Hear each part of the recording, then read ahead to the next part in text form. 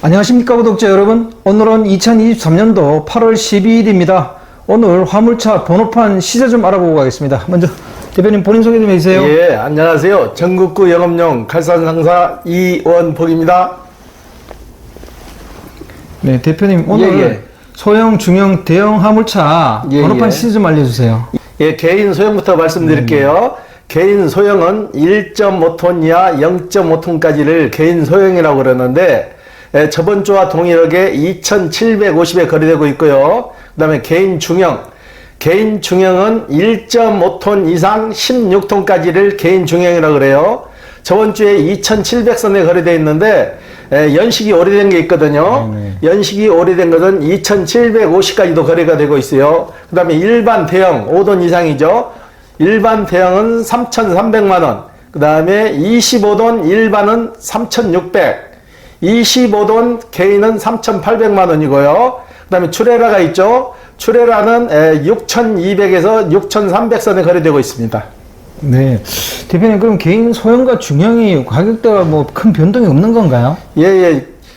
당분간은 이 추세로 계속 갈 건데 아마 추석이나 지나서 찬바람이 나면 약간 또 기지개를 킬 것 같아요. 예. 그러면 전주와의 거래량은 좀 차이가 있습니까?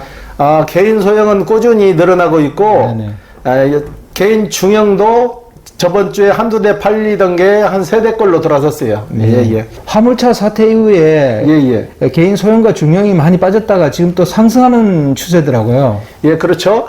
원희룡 장관이 그때 담화를 했었잖아요. 법인 티오 장사하는 거를 일반인한테 분양한다.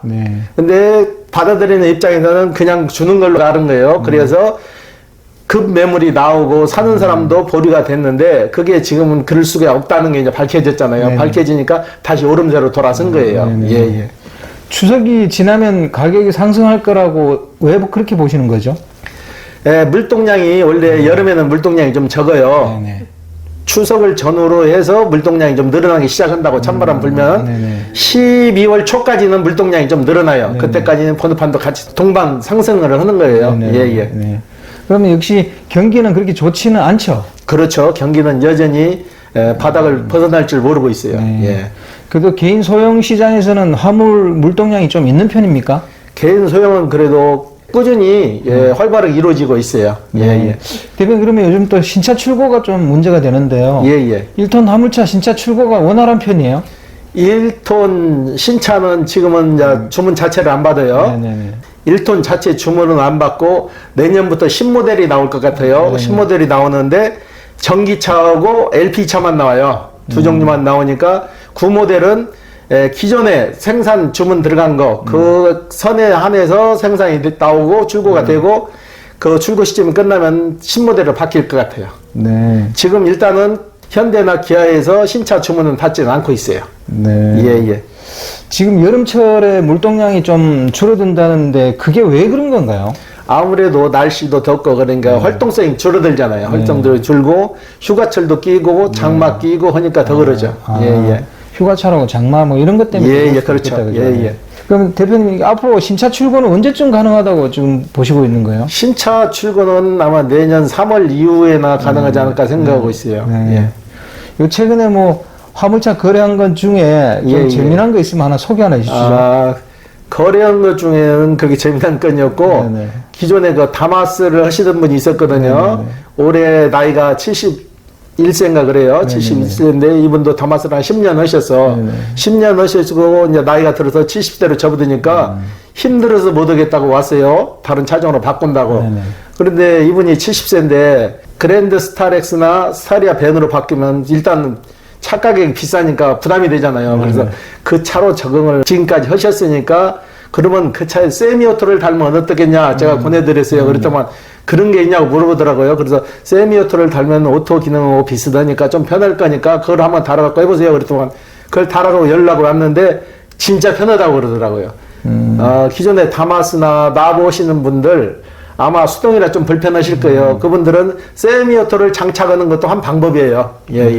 아니, 세미오토 얘기를 하셨으니까 좀 구체적으로 한번 설명 한번 해주시죠. 세미오토란 것은 일반 수동에는 크러치를 받고 작동을 해야 되잖아요. 그런데 세미오토는 스위치만 누르면 되는 거예요. 기아봉에 스위치가 있어 스위치 누르면 자동 변속이 가능한 거라고. 네. 예, 예. 그러면 그 뭐 미션을 갖다 바꾸는 건가요?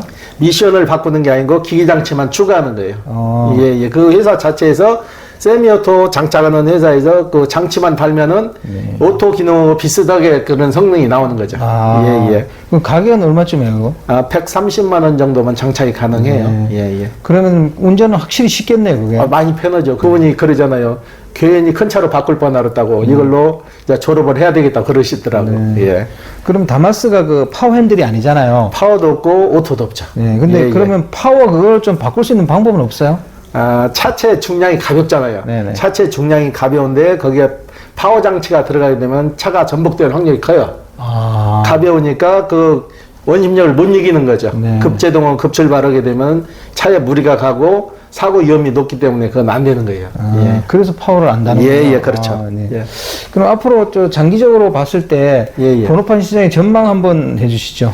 번호판 시세는 지금 바닥세에서 조금씩 올라오는 추세인데 추석을 전후 후반으로 해서 소폭 상승이 될 거예요. 네. 그래서 예년같이 그렇게 3,000대는 못 넘어가더라도 거의 근사치까지 올라오리라 봐요. 네. 예, 예. 네.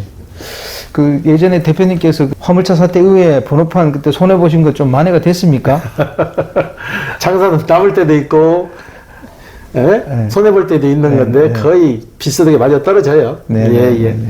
대표님, 예, 예. 네, 뭐 앞으로 미래 전망도 좋고 그런데 일단 23년도 상반기 예, 한번 번호판 시세에 대한 총평 한번 부탁드리겠습니다. 예, 예. 번호판 시세가 갑자기 급락을 해가지고 많이들 실망하신 분도 많을 거예요. 내가 가지고 있던 자산이 갑자기 줄어든 느낌도 받고. 근데 괜찮아질 거예요. 시세 회복은 한꺼번에 되는 게 아니고 서서히 되기 때문에 좀 기다리시면은 내년 수준으로 거의 회복이 될 거예요. 그리고 물동량도 조금씩 늘어나잖아요. 아무리 경기가 바닥 쳐도 이제 중국 무역도 좀 터졌잖아요. 단체 관광도 회복되고 건설 경기도 좀 나아지면은 보편적으로 좀 좋아질 것 같아요. 네. 예, 예. 그러면 이제 화물차 시장에 진입하려는 분들이 어느 예, 예. 시점에 좀 진입하는 게 유리할까 이런 생각을 많이 하실 것 같아요. 예, 예. 장마도 끝났잖아요. 무더위도 끝나고 장마도 끝났으니까 추석 전후로 시작하면 딱 맞을 것 같아요. 네. 예, 예. 그럼 물론 뭐 화물 운송 종사자 자격증 같은 건 다 있어야 되겠죠, 그죠? 당연히 있어야죠. 화물 종사자 자격증이 없는 상태에서 운전을 하다가 사고가 나면 문제가 되는 거예요. 일부 업체에서는 영업용 면허권을 팔 욕심으로 자격증 없어도 다 해드립니다 해서 그걸 팔고 있는 추세인데 그렇게 해서 소유권은 이전이 가능해요. 소유권은 이전이 가능한데 사고가 나면 문제가 되는 거예요. 근데 그 업자들은 팔아버리면 그 후까지는 책임을 안 지잖아요. 그 후에는 사신 분이 책임을 지니까 될 수 있으면 화물 종사자 자격증을 따신 다음에 운영을 하세요. 네. 예. 화물 종사자 자격증 없이도 차를 살 수 있어요? 타인의 자격증을 이용하는 거죠. 타인을 자격증을 이용해서 타인을 대리운전자로 해서 들어가서 허가권은 나누는데 추후에 그분이 이제 자격증이 없는 상태에서 운전하면 그게 문제가 되는 거죠. 예, 예. 그렇게 해서 적발되면 어떻게 돼요? 가끔 단속도 해요. 단속되면 과태료 많이 맞죠. 과태료도 받고, 과태료가 문제가 아니라 사고 나면 이제 문제가 되는 거죠. 그래서, 이 화물차를 초창기 하던 분들은 시험 없이 초창기 멤버들은 그냥 줬어요. 화물 종사자 자격증을.